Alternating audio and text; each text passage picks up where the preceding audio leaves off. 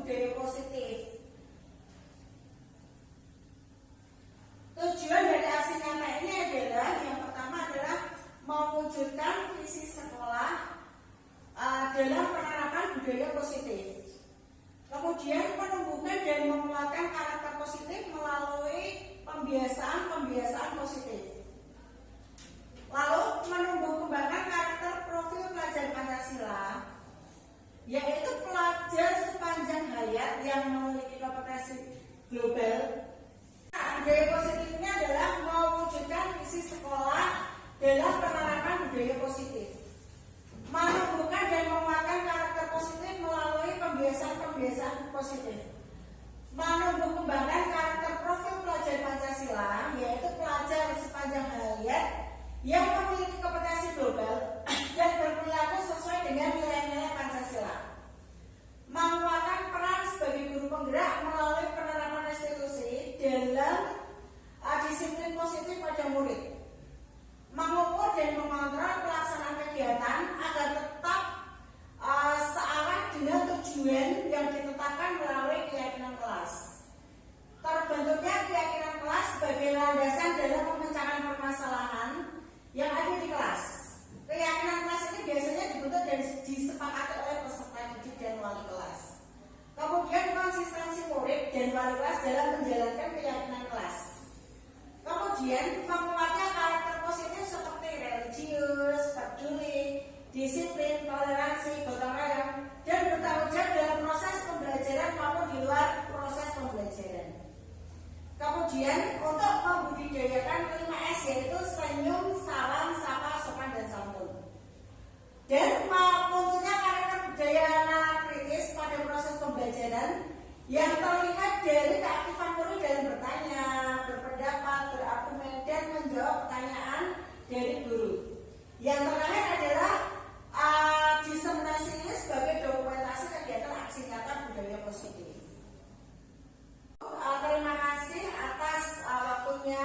Kita bisa sama-sama belajar tentang budaya positif dan segitiga restitusi yang kita terapkan di sekolah kita. Hal yang sangat baik yang saya dapatkan dari masukan dari teman-teman semua, yaitu kita bisa saling bertukar pendapat dan bertukar pengalaman bagaimana kita menerapkan budaya positif di sekolah kita. Terima kasih atas perhatiannya. Wassalamualaikum warahmatullahi wabarakatuh. Waalaikumsalam warahmatullahi wabarakatuh. Dalam kegiatan diseminasi budaya positif.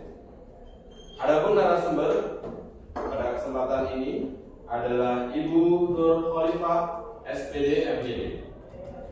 Saya Darus SPD selaku moderator akan menyampaikan susunan acara pada siang hari ini sebagai berikut. Yang pertama pembukaan, yang kedua pemaparan, penyebaran, dan penerapan budaya positif. Yang ketiga tanya jawab dan tanggapan, dan yang terakhir adalah penutup. Semoga acara ini dapat berjalan dengan lancar dan berguna bagi kita semua serta peserta didik di SMK Negeri 1 Klaten. Assalamualaikum warahmatullahi wabarakatuh. Waalaikumsalam warahmatullahi wabarakatuh. Bapak dan Ibu guru yang saya hormati, hari ini saya sangat bersyukur sekali karena kita dapat bertemu dan berkumpul untuk belajar bersama. Baik, hari ini saya ingin menyampaikan tentang diseminasi budaya positif yang diterapkan di sekolah. Tujuan dari aksi nyata ini adalah untuk mewujudkan visi yang ada di sekolah, kemudian menumbuhkan dan menguatkan karakter positif melalui pembiasaan budaya positif. Kemudian menumbuhkan karakter profil pelajar Pancasila, yaitu pelajar sepanjang hayat yang memiliki kompetensi global dan berperilaku sesuai dengan nilai-nilai Pancasila. Menguatkan peran guru penggerak melalui penerapan restitusi dalam menanamkan disiplin positif pada murid. Mengukur dan mengontrol pelaksanaan kegiatan agar tetap terarah pada tujuan yang sudah ditetapkan melalui keyakinan kelas. Terbentuknya keyakinan kelas sebagai landasan dalam memecahkan masalah yang ada di kelas. Keyakinan kelas ini dibentuk dan disepakati oleh peserta didik bersama wali kelas. Kemudian konsistensi murid dan wali kelas dalam menjalankan keyakinan kelas. Selanjutnya, menguatkan karakter positif seperti religius, peduli, disiplin, toleransi, gotong royong, dan bertanggung jawab pada proses pembelajaran maupun di luar proses pembelajaran.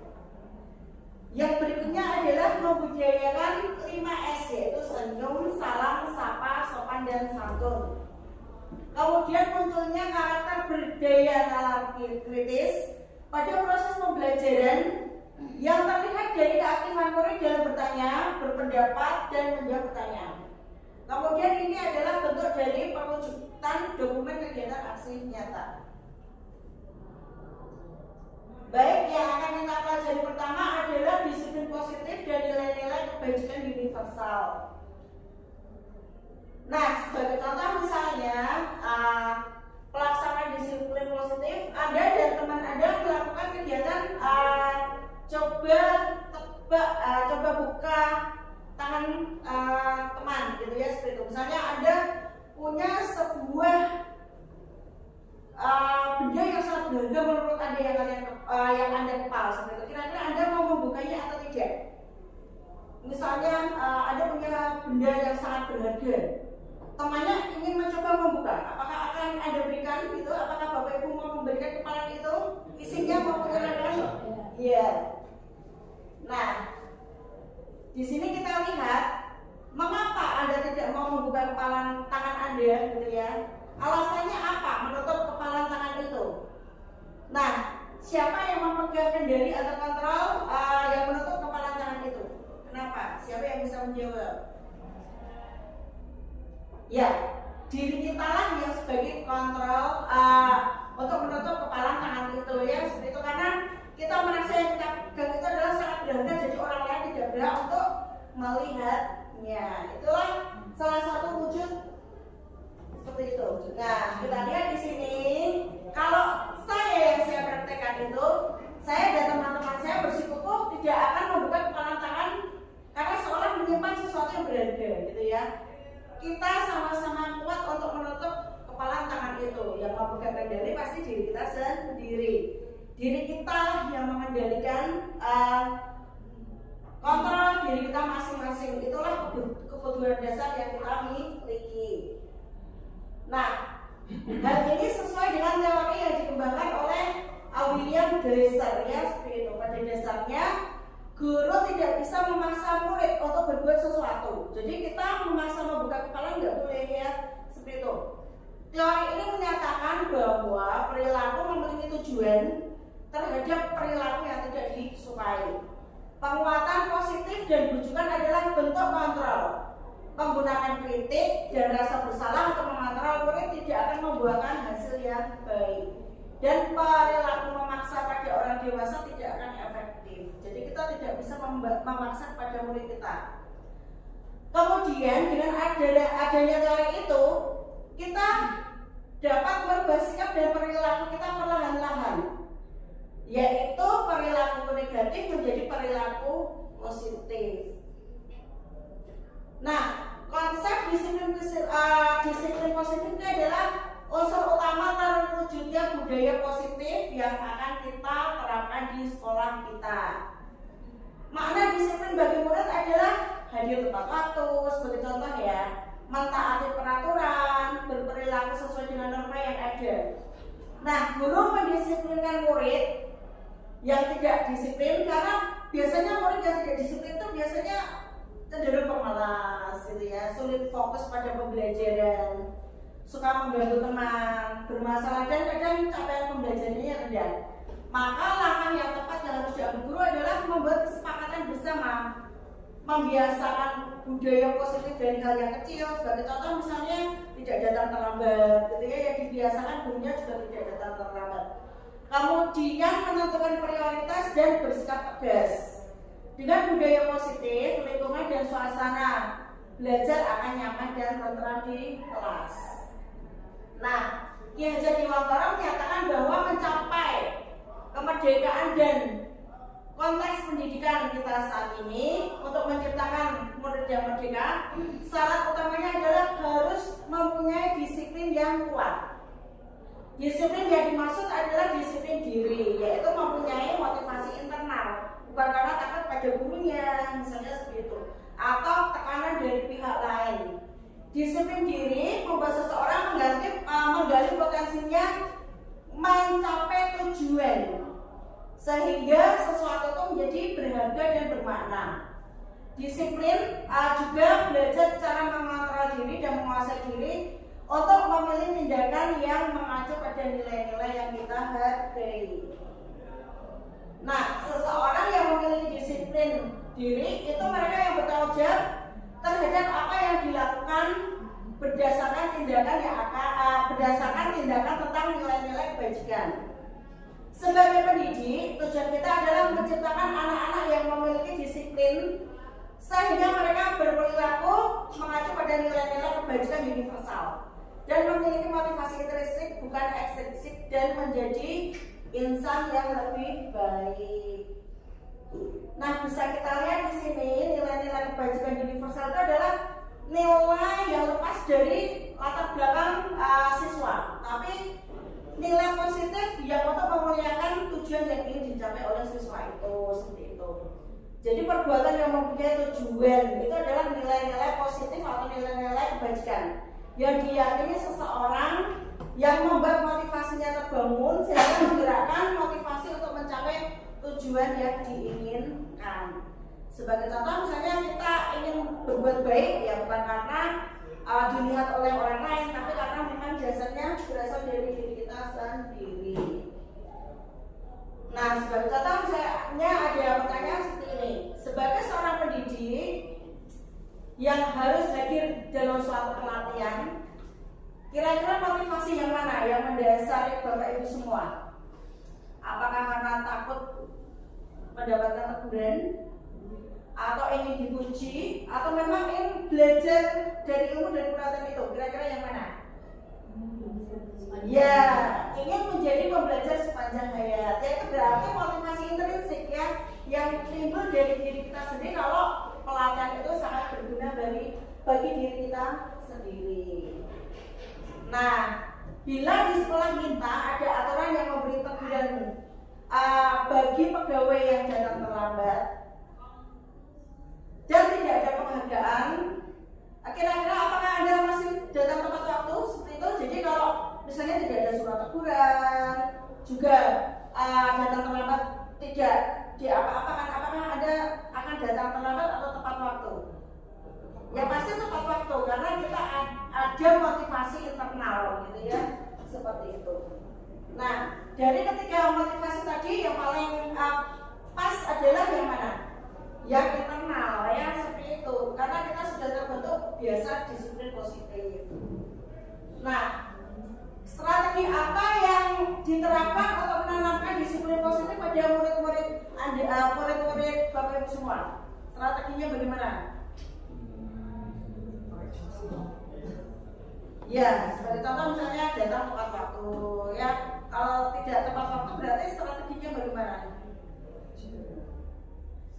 Ya, diberi nasihat, misalnya seperti itu. Atau kita memberikan contoh datang tepat waktu dulu ya, seperti itu. Nilai-nilai kebajikan apa yang menurut Bapak Ibu penting gitu ya untuk ditanamkan di kelas? Jujur, sebagai contoh seperti itu. Silakan Pak. Jujur, kemudian apa lagi? Sopan, santun, ya betul. Terus ramah. Ya.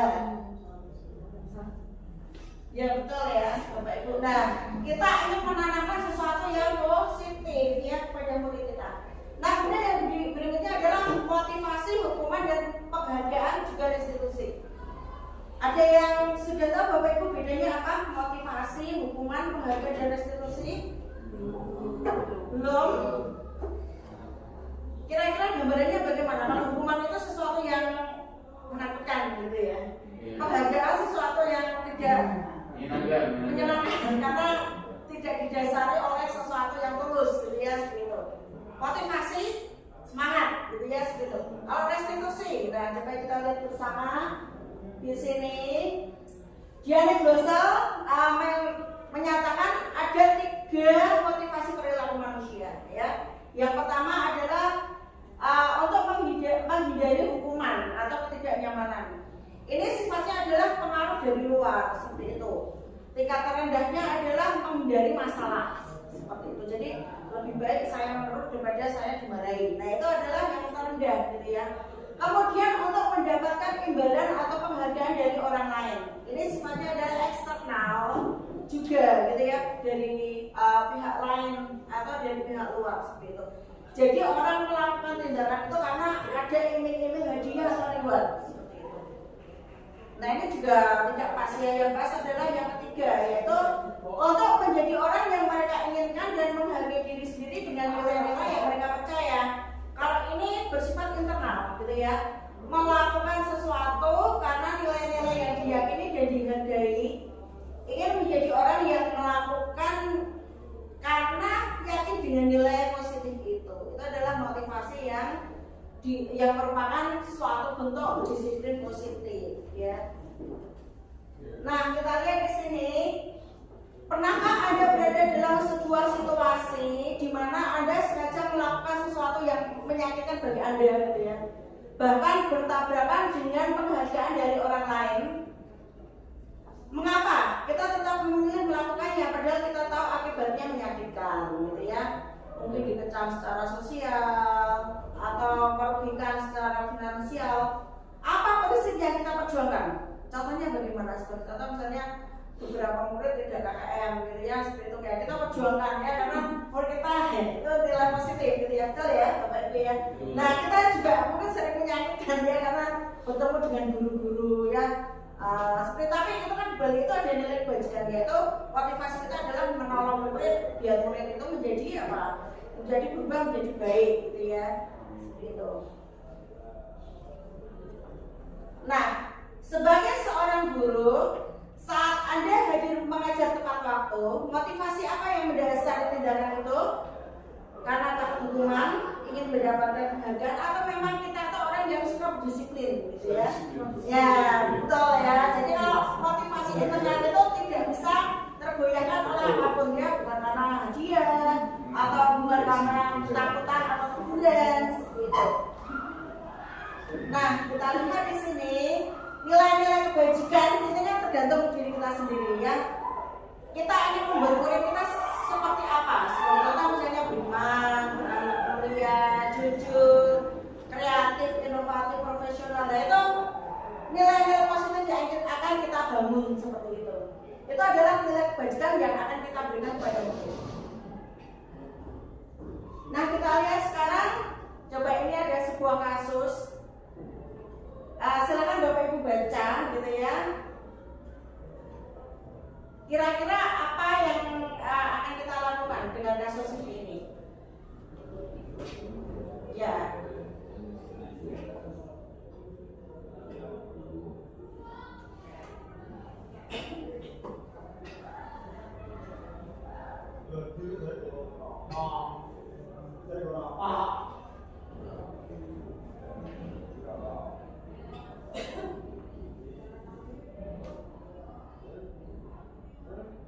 Nah, menurut Bapak Ibu, apakah tindakan Pak Seno itu betul? Salah ya, karena tidak memotivasi murid, justru malah semakin membebani murid dengan tekanan mental dan harga diri seperti itu. Nah, tindakan yang tepat bagaimana berarti? Kalau kita sebagai Pak Seno bagaimana?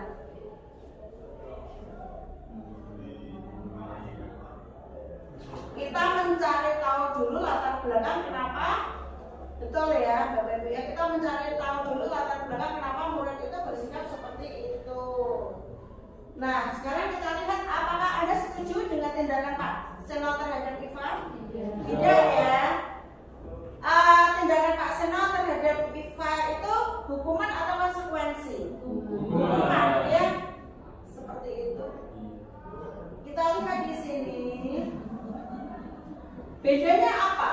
Hukuman, konsekuensi, dan restitusi. Hukuman itu adalah sesuatu yang tidak terencana, gitu ya, tiba-tiba datang dari satu arah. Jadi sebagai contoh misalnya kita lihat murid datang terlambat, Nah, belum kita rencanakan anaknya mau dihukum apa, nah itu bersikap tiba-tiba ya seperti itu. Murid tidak tahu apa yang akan terjadi terhadap dirinya dan dia akan menerima hukuman apa tanpa diberitahu lebih dahulu. Itu setuju tidak Bapak Ibu? Tidak ya, seperti itu karena ya sangat menakutkan seperti itu. Sedangkan konsekuensi adalah contohnya disiplin sudah disepakati, tapi murid dibuat tidak nyaman, gitu ya, bukan karena datang dari diri sendiri. Konsekuensinya kalau tidak KKM harus remedi. Nah, anak itu sebenarnya malas remedi tapi dipaksa remedi. Nah, seperti itu konsekuensi. Sedangkan restitusi adalah proses menciptakan kesadaran, gitu ya, untuk memperbaiki kesalahan murid dengan solusi untuk masalahnya dan murid berpikir bahwa hal itu adalah benar. Bagaimana cara dia memperlakukan orang lain, itulah yang akan dia terima kalau dia memperlakukan dirinya pada orang lain seperti itu. Yang lepas yang mana Bapak Ibu? Yang restitusi ya seperti itu. Jadi misalnya seperti contoh misalnya kita menyembunyikan buku temannya. Nah, kalau buku saya disembunyikan, saya juga akan merasa seperti itu. Nah, itu restitusi. Makanya saya tidak akan melakukannya, gitu ya. Nah, sekarang kita lihat contoh masalah yang akan kita hadapi. Ibu Anas, guru kelas 2 SD, mendapatkan masalah. Murid-muridnya tidak bisa tertib di depan kelas dan selalu berebutan masuk ke dalam kelas setelah jam istirahat usai. Nah, hal ini sangat mengganggu proses pembelajaran di mana kelas tidak dapat mulai tepat waktu karena Bu Ana sibuk menenangkan murid-murid. Akhirnya setiap murid yang akan masuk kelas, Bu Ana mengiming-imingi stiker bintang, gitu ya, seperti itu. Hal ini dilakukan beberapa minggu dan cukup berhasil. Sampai pada suatu saat Bu Ana sakit dan terpaksa digantikan Pak Heru. Pak Heru tidak mengetahui tentang stiker bintang. Dan ketika masuk ke kelas, anak berebut masuk ke kelas kembali tidak tertib seperti semula. Nah, kira-kira motivasi anak itu yang mana? Stiker bintang. Ya, ingin mendapatkan reward ya, yaitu stiker bintang. Bagus ya, betul ya Bapak Ibu ya. Seperti itu. Nah, di sini kita lihat kalau begitu cara lain biar anak-anak itu mau tertib karena dikasih penghargaan stiker bintang itu bagaimana caranya? Restitusi tadi. Iya, betul ya, berkonstitusi tadi ya seperti itu. Kalau tertib itu nanti akan terbiasa gitu ya.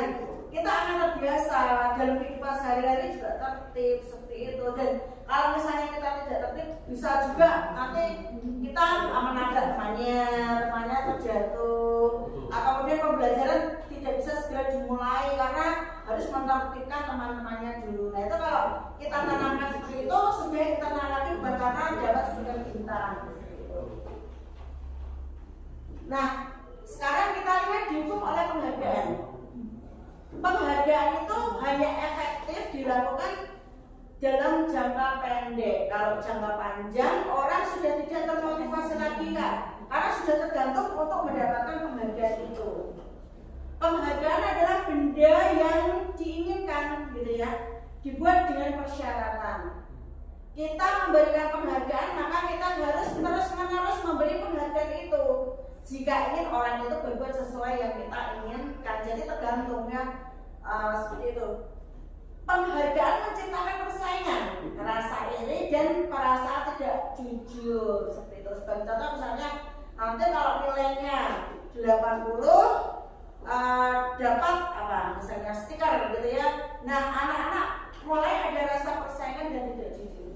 Kemudian malah justru akan menurunkan kualitas karena dijanjikan oleh upah. Jadi bukan dari dasar dirinya sendiri. Kalau misalnya penghargaannya ditiadakan, nanti anak sudah tidak termotivasi lagi seperti itu. Nah, sekarang kita lihat di sini, restitusi membantu murid memiliki tujuan disiplin positif dan memulihkan dirinya setelah berbuat salah. Nah, di sini perilaku menyenangkan orang lain, tidak hanya untuk menyenangkan orang lain atau menghindari ketidaknyamanan, tapi memang menghargai nilai-nilai kebajikan yang ada itu. Restitusi bukan menebus kesalahan, tapi belajar dari kesalahan. Nah, ketika murid belajar kesalahan, murid akan menjadi lebih baik masa depannya. Mereka akan mendapatkan pelajaran yang bisa dipakai terus-menerus untuk menjadi orang yang lebih baik. Jadi sangat bermanfaat sekali ya Bapak Ibu. Nah, kita lihat di sini prinsip-prinsip restitusi. Restitusi itu memperbaiki hubungan, gitu ya, seperti itu. Karena restitusi itu membuat anak bersikap menjadi lebih baik, ya, jadi komunikasinya menjadi lebih baik. Kemudian restitusi itu adalah sebuah tawaran, bukan paksaan. Tidak ada pemaksaan tentang restitusi karena akan berakibat terhadap perkembangan moral, yaitu restitusi itu berhubungan dengan kebebasan, seperti itu. Maka penting bagi guru untuk menciptakan kondisi yang membuat murid bersedia menyelesaikan masalah dan berbuat lebih baik lagi. Jadi kita tidak bisa menggurui tapi mengarahkan murid bisa. Kemudian restitusi menuntut untuk melihat ke dalam diri. Dalam proses restitusi kita akan melihat adanya ketidakselarasan antara tindakan murid yang berbuat salah dan keyakinan mereka tentang orang seperti apa yang mereka inginkan. Ya, jadi di sini menuntut murid untuk membedakan mana yang baik dan mana yang benar. Kemudian restitusi mencari tujuan dasar yang mendasari tindakan. Untuk berpindah dari evaluasi diri ke restitusi diri, penting bagi murid untuk memahami dampak dari tindakannya kepada orang lain. Kalau murid paham bahwa setiap orang memiliki kebutuhan dasar untuk dipenuhi, maka akan membantu murid ketika dia melakukan kesalahan akan menyadari kebutuhan apa yang sedang mereka juga penuhi, gitu ya. Sebagai contoh misalnya kita sering melihat anak itu mencari-cari penggantian, berarti berdasarnya sebenarnya dia itu adalah butuh kasih sayang, ya. Setelah murid menyadari seperti itu, nah dia bisa menjadi lebih baik seperti itu. Nah, bisa mengenali perasaannya seperti itu. Kemudian restitusi diri adalah cara yang paling baik.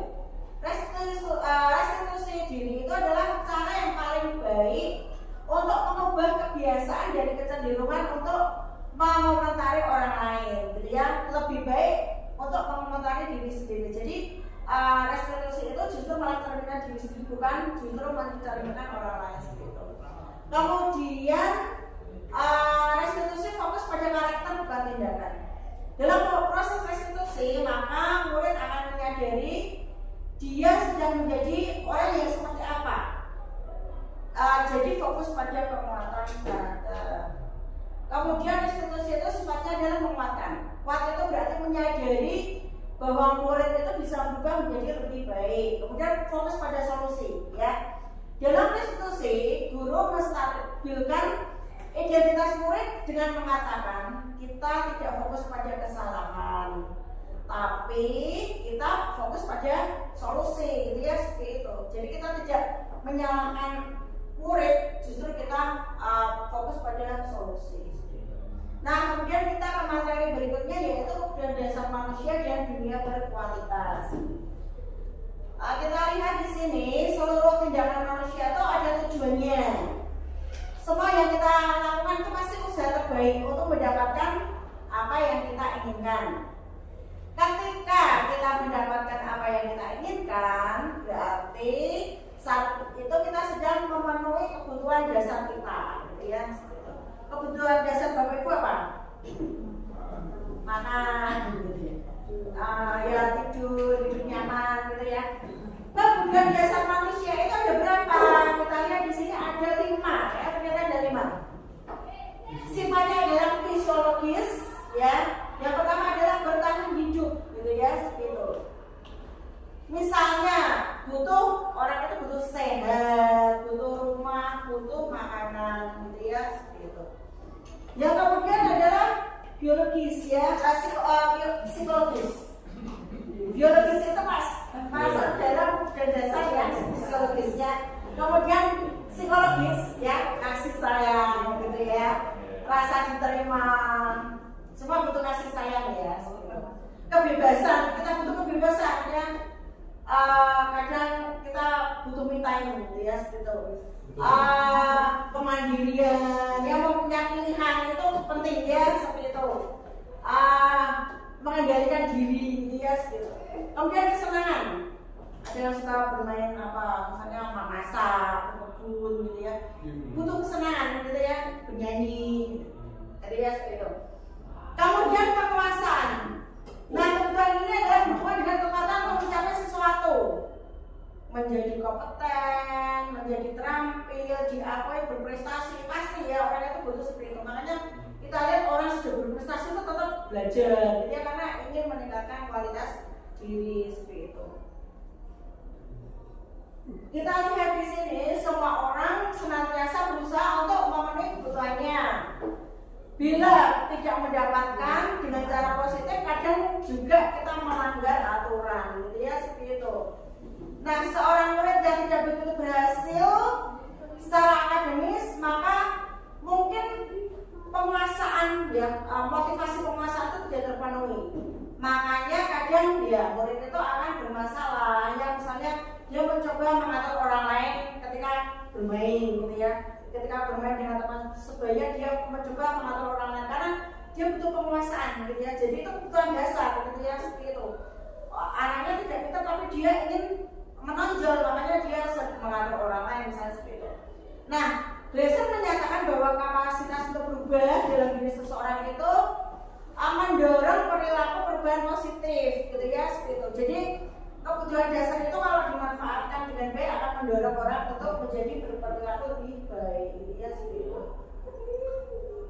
Nah, 4 kebutuhan dasar manusia itu adalah diterima atau disayang, gitu ya, perasaan senang, mampu dan bebas, gitu ya, seperti itu. Kemudian di sini kita lihat kalau diterima disayang itu apa, ya? Diterima oleh keluarga, seperti contoh seperti itu ya. Kebutuhan dasar bisa, gitu ya, mampu berlatih, meningkatkan motivasi, ya, seperti itu. Kemudian senang, kebutuhan rasa senang apa?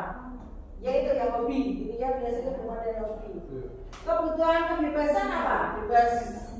Bebas memilih mana, misalnya seperti itu ya. Nah, dengan mempraktekkan semua itu, manusia akan menyelesaikan persoalannya tentang kebutuhan dasar. Nah, sekarang apa yang dimaksud dengan dunia berkualitas?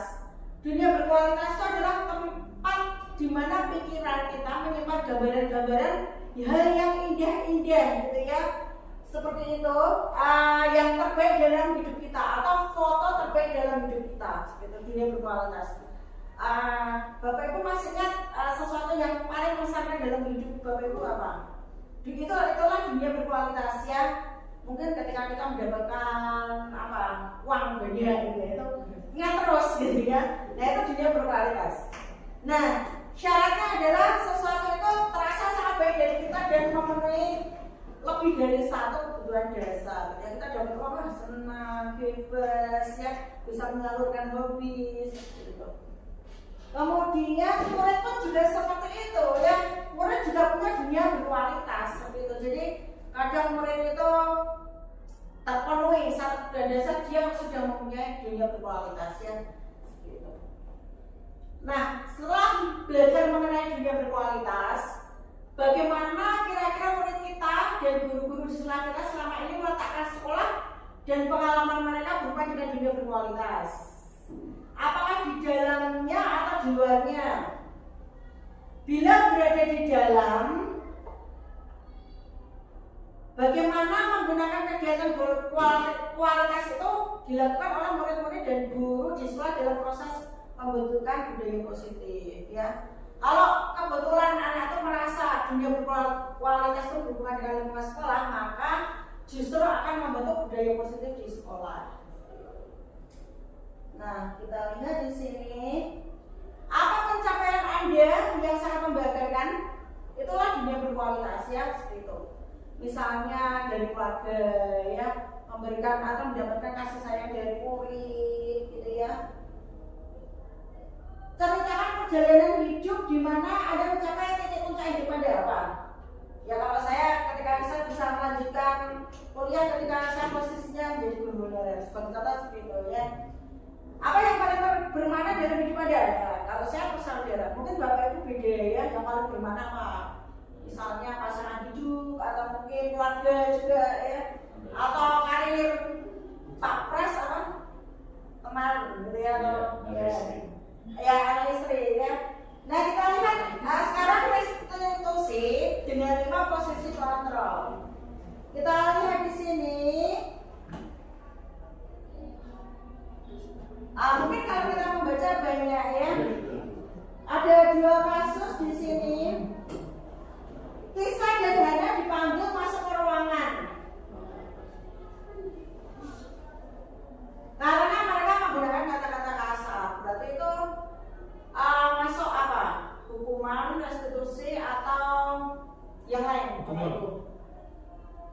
Gimana? Hukuman ya, karena dipanggil dan mereka merasa ketakutan. Yang kedua, atau jarang sekali hadir di pembelajaran jarak jauh. Dan pada saat hadir atau sering menggunakan kata-kata kasar, meloncat, mengajak teman-temannya. Hal itu sangat mengganggu dan beberapa orang tua murid mengikuti pembelajaran dan mengeluhkan tentang perilaku atau di pembelajaran jarak jauh. Bila Anda adalah seorang kepala sekolah, penerapan disiplin apa yang akan Anda terapkan pada kasus Hana dan kasus Anto itu? Gimana? Ya, betul ya. Ya, ya betul. Berarti jawaban Tadarus dan Belinda itu sudah menerapkan restitusi ya, dipanggil, ditanya dulu alasannya, tidak langsung diberi hukuman, tapi ditanya. Mungkin anak itu punya latar belakang mempunyai kebutuhan dasar, yaitu kekurangan kebutuhan dasar yaitu penguasaannya, jadi dia kurang di apa ya, punya apa ya, jadi karena kebutuhan dasar penguasaan tidak ada, dia ingin mencari perhatian seperti itu. Nah sekarang kita lihat 5 posisi kontrol itu adalah guru bisa sebagai penghukum, gitu ya. Jadi kalau guru penghukum itu asalnya menggunakan hukuman fisik atau kata-kata verbal, misalnya mencubit ya, atau menggunakan kata-kata kasar ya, seperti itu. Hasilnya adalah anak menjadi pendendam dan agresif seperti itu. Kemudian guru sebagai pembuat rasa bersalah, jadi sering menyalahkan guru seperti itu, membuat anak itu ya tidak percaya diri gitu ya, seperti itu, dan menilai guru atas dirinya sendiri. Kemudian guru sebagai teman. Nah, kalau posisi guru sebagai teman itu kira-kira temannya apa? Padahal murid menganggap gurunya teman dan akhirnya guru itu kurang dihargai seperti itu. Jadi ketika guru memberikan sesuatu perintah itu murid sedikit meremehkan. Nah, sedangkan kalau pemantau itu adalah guru memberikan sebuah hukuman kepada murid berdasarkan kumpulan catatan keburukan gitu ya, seperti itu. Nah itu hasilnya adalah di sini guru bisa menunjukkan emosi yang berlebihan gitu ya, sedangkan murid itu juga kurang nyaman, tetap merasa kurang nyaman tentang yang dilakukan oleh guru seperti itu.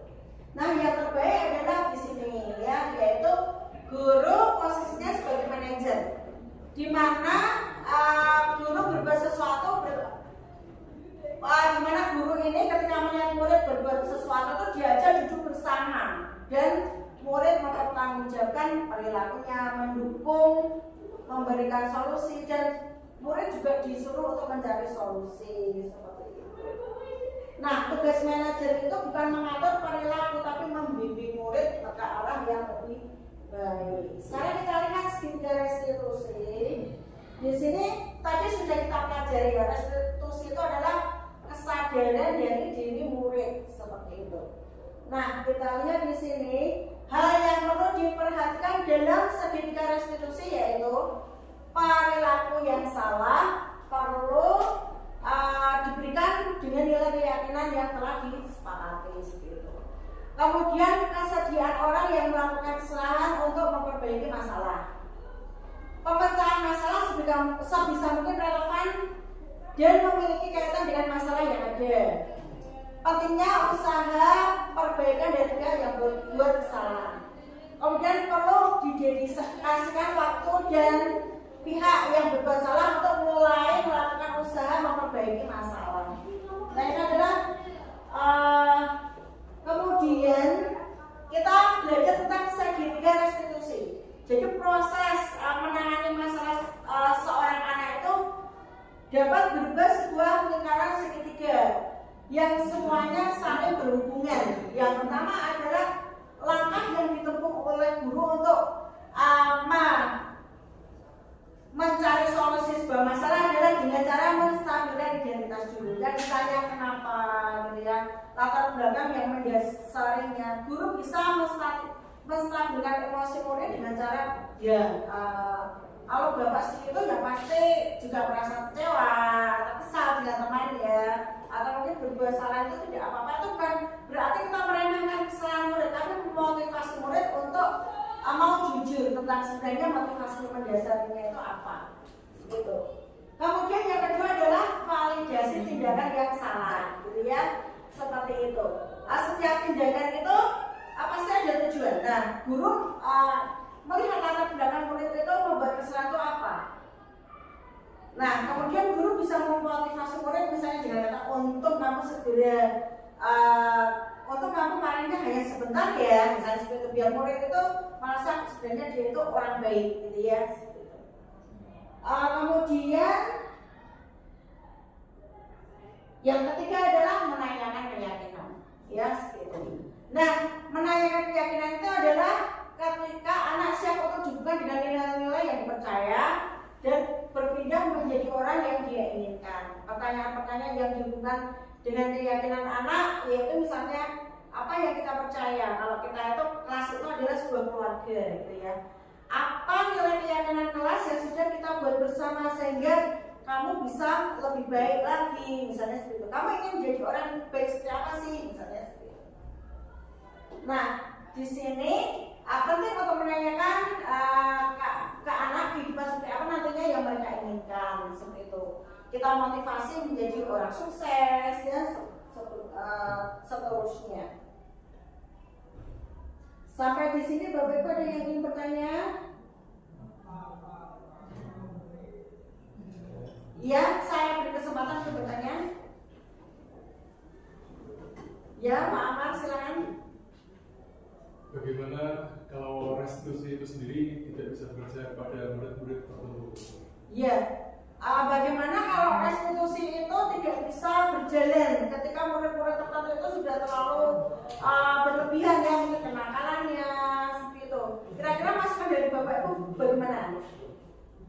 Ya mungkin kita tidak bisa bekerja sendiri ya Bapak Ibu ya, kita bisa berkoordinasi. Seperti contoh misalnya sebagai guru kita berkoordinasi dengan wali kelas ya, BK yang ada di jurusan ya, kemudian dengan kesiswaan seperti itu. Itu akan membuat langkah kita menjadi lebih mudah seperti itu. Ada yang mau bertanya lagi Bapak Ibu? Baik, kalau tidak ada yang bertanya, saya cukupkan sekian presentasi dari saya. Terima kasih perhatian dari Bapak Ibu semua, semoga bermanfaat presentasi ini. Akhir kata, wassalamualaikum warahmatullahi wabarakatuh. Waalaikumsalam warahmatullahi wabarakatuh.